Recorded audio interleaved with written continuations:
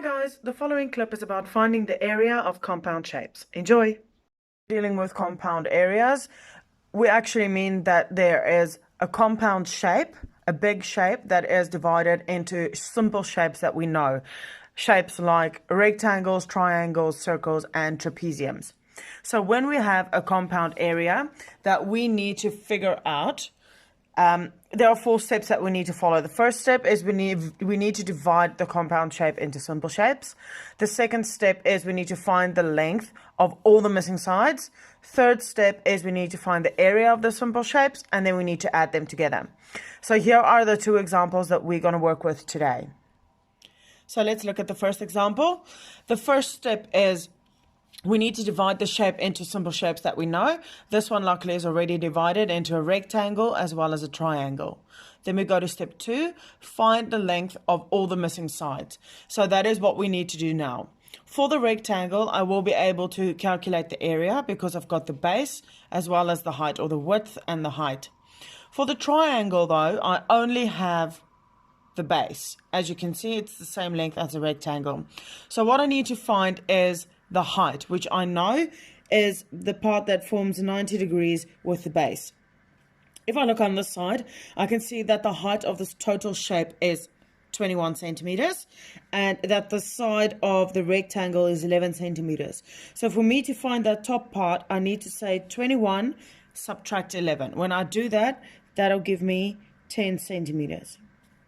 So that is step 2 done. Now I'll go to step 3, which is find the area of the simple shapes. So I've got a rectangle as well as a triangle. I'm going to combine step 3 and step 4 by adding them together as I go. So area is equal to, the first shape I'm going to do is the triangle. So it's half times base, which is 35, times height, which is my 10. And then I'm going to add my rectangle, which is base times width, or width times height. And now I'm going to type that into my calculator. The answer you will get is 560. I'm working with centimeters all around, so it is centimeters, and area is always squared. Then I go to my second example. We need to do the exact same thing as my first example. Step 1 is divide the shape into smaller shapes that we know.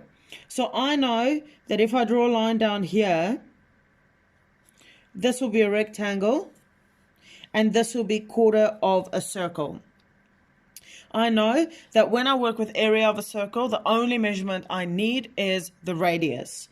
Because the width of my rectangle is 30, I know that this side should also be 30. And because these 2 parts are radius, I know that my radius will be 30 centimeters. So what I need to do now is I'm going to find the area of this compound shape by adding them together, doing step 3 and 4 together like I have done with the first example. So area is equal to, I'm first going to do the rectangle, which is length times width. And then I'm going to add my circle. When I do parts of a circle, I need to multiply the part I'm trying to find with the total area. So I'm only trying to find a quarter, so it's quarter times pi times radius squared. Now I'm going to type that into my calculator.